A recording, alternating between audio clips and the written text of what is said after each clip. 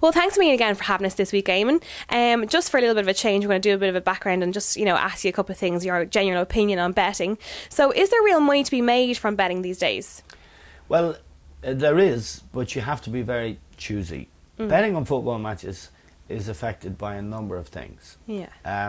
The most obvious is that if you want to back what are considered good things, certainties, say Manchester United playing Norwich at Old Trafford, the price on Manchester United will be maybe 1-6, 1-5. So is it really worth risking money backing at that price? Yeah. And my answer to that is no. The price is too short. You've got to be right virtually every time. If there's one shock result in 6, then you're going to lose money. So that's one avenue I think you have to close off if you want to make money. The other obvious problem with betting on soccer is you often don't know the teams. After a European Championship week, for example, or the Champions League week, after an international week, you don't know if players go back to their club fit, whether they're tired or injured. You don't know if the manager's going to make to rotate and bring in lesser players and rest his big players for a game. So you're betting blind sometimes if you bet too early. I always like to bet when I know the teams. For example, if Manchester United are playing as they did earlier this season at Anfield, everyone expected Wayne Rooney to play, everyone expected Hernandez to partner him up front. There was amazement when Alex Ferguson announced the team, and both Rooney and Hernandez were on the bench. Yeah. So if you had a bet before the team was announced, that's 1 hour before the match, you were dead in the water. You could have bet on first goal scorer for Hernandez and Rooney, obvious choices, they'd be favourites, and yet you've got no bet, they're not starting. That's a problem you have to be aware of. Obviously Manchester United's odds would drift on the betting exchanges once that team was known. It was a weak team. So again, you could easily fall into the trap of betting too early, and you're not getting the right price. That's another problem. A very big problem arises, and it arose on Monday night in the big match between Chelsea and Manchester City, of refereeing decisions.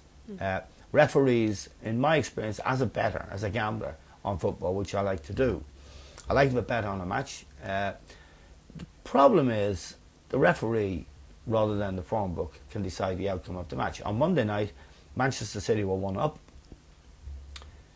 They should have had a penalty, which the referee didn't give and didn't see. It was a clear penalty. They would have been 2 up, game over. Now, he didn't give the penalty. Chelsea went on to equalise and to score themselves in the last 15 minutes with a penalty. Now, it was a penalty for Chelsea, but the whole outcome of that match was rested on a decision by a poor referee. Right. So you, as someone who's trying to assess the market, the odds, you can't know about that. It's a random factor. And I found, I have made money over the years betting on football, but I've lost as well. And I find every week now when I watch a match, and there was another spectacular example last weekend, which is worth reminding people about when they want to bet. Yeah. Stoke played Tottenham in a match that Tottenham were expected to win. At Stoke. It was a great match. Stoke won 2-1, but that's not the whole story. Tottenham had a clear-cut penalty not given, and a good goal which was ruled offside by Adebayor, and he was yards onside. Now again, as a punter, you've been robbed by refereeing decisions or assistant referees' decisions on offside rules. So I think I've had to adapt in very recent times, which is why I want to lay it out there for people who are watching this. I've taken a view that you've got to be extremely careful now betting on matches, especially the televised matches that people want to bet on, which tend to be the bigger matches, because referees are feeling the heat. Assistant referees are making mistakes, too many mistakes for us to factor in when we're having a bet. So if you understand those basic faults in the system, those factors that have to go into the equation, then at least you know what you're doing, and then You can say, okay, I would adjust my stakes, I'd have less on, or go for a different type of bet. And I think that everyone who's betting on football should. And I'm going to tell you what I think the value markets are. Yeah.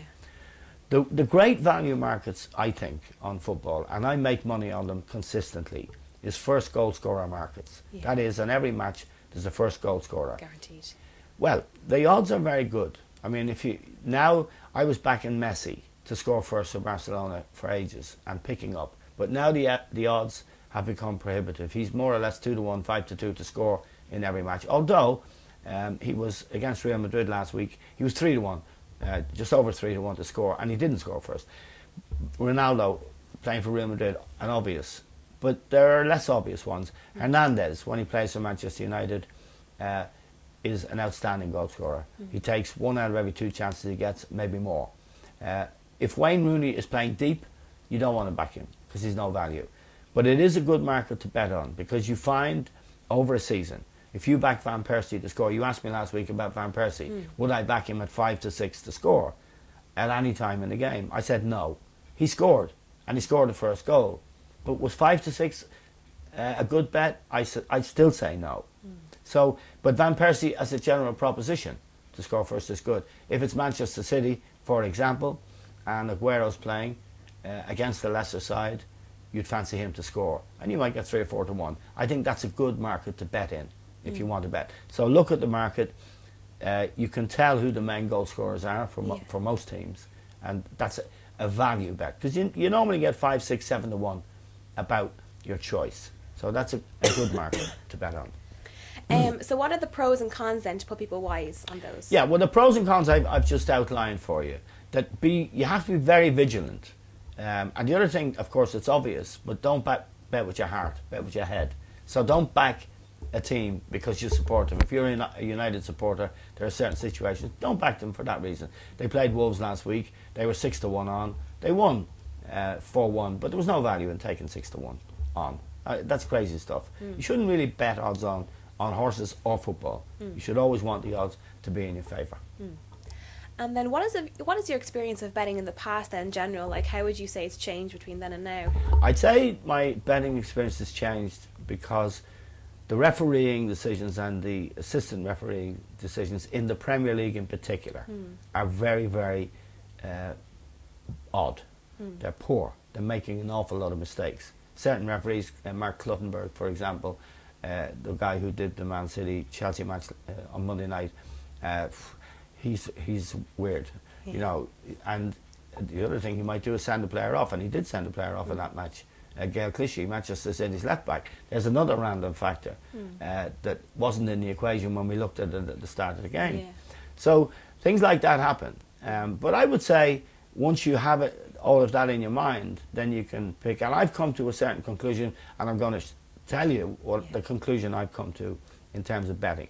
First of all, don't be afraid to back Barcelona to win the Champions League. They're going to win it, and you might get 7-4, 2-1. It's a great bet. Now you won't pick up until May, but it's a good bet. Backing draws, the way I'm going to suggest in a moment, in doubles and trebles. Pick 3 matches in the Premier League, or if you want outside the Premier League, but I'd stick to the Premier League. Yeah. And you can have 3 doubles and a treble. So you win if 2 of them come up. It's the best chance. And if 3 of them come up, you get over 30 to 1. 2 of them come up, you still win, because 2 draws is about 9-10 to 1. Yeah. So for now, it may change, but for now, that's the way I've decided to bet on football. I'm not doing win trebles, for example, because the prices are prohibitive. Right. And then 2 big fixtures this weekend. How do you think they'll pan out? Arsenal v Man City and QPR versus Man United. Yeah, I mean, it's a big match for Manchester City, and I think after the defeat at Chelsea, they're only 2 points clear in the Premier League now. I think that was a wake-up call for them, and it exposed the weakness that I think they have. I don't think they're a team yet. I think they are a collection of individuals. I think at the back, they're not. They don't defend as a unit. I think Chelsea exposed that defect, and then when it became a battle, they weren't willing to dig in and fight for each other. They're a team of individuals. So I would be cautious about Manchester City. Now, Manchester City-Arsenal match is an opportunity to bet, because Arsenal have done better in the last couple of months than people expected them to. They've crept into the top 4 in the Premier League. It's certainly a match I'd want to watch. Yeah. And my personal opinion is that there'd probably be a bit of value in backing Manchester City, because they lost. That means the odds might be slight, and Arsenal are on a bit of a roll. So I think Manchester City will win that match if you want to have a bet. But I think that's the way that particular game will go. Yeah. The other match that's really intriguing at the weekend is Manchester United, who have to go to play QPR. Yeah. QPR have done really well since they've been promoted. You wouldn't expect them to match Manchester United, but again, if you're betting, I'd be wary of Manchester United at the moment. Yeah. They have problems in the club. They're not playing well. They're not defending well. They've lost their leader and captain, Vidic, who's their best defender by a mile. So I would be cautious, and I wouldn't have a bet in that match. Okay. And then any others of the week ahead? Yeah, I've got a treble, and I suggest the way to back it is to do 3 doubles and a treble, and it's 3 draws. The first match, I think, is highly likely to be a draw. Is Blackburn at home to West Brom. Blackburn under major pressure. The manager there, the crowd are railing against him. They got a good result last home game against Swansea 4-2, but West Brom are a well organised side. Roy Hodgson has been playing well. I think that's a match that's highly likely to be a draw. The second match I'd expect to be likely to be a draw is Wolves at home to Stoke. Stoke had a really good result against West Brom, but they have European involvement, and Wolves are useful enough. I think that match looks too close to call. I think it's likely to be a draw. The other match, the third match, is Aston Villa Liverpool. Liverpool have been playing okay, but not scoring many goals. 1-0s, 1-0s, 0-0s, all of that stuff. Villa, very similar. They don't score many goals. They like to defend, and I think they'll put it up to Liverpool. I think, again, I expect a very close match. So we've 3 matches there: Blackburn, West Brom, Wolves, Stoke, Aston Villa, Liverpool. If the treble comes up, it's over 30 to 1. Great. If a double comes up, if you get a double up, and if you do 3 doubles in the treble, you're looking at serious money. So that's the way to play, in my opinion, at the moment. Great. If things change, that's what I'll be You'll let us know. If things change, I'll let you know. They're the bets I'll be having this weekend. And if Aguero starts for Manchester City, I'd back him to be the first goal scorer. Great. Listen, thanks for me again, Eamon, and we'll see you next week for our Christmas one. Look forward to it, yeah. Okay. I'll wear my Santa hat. Yeah.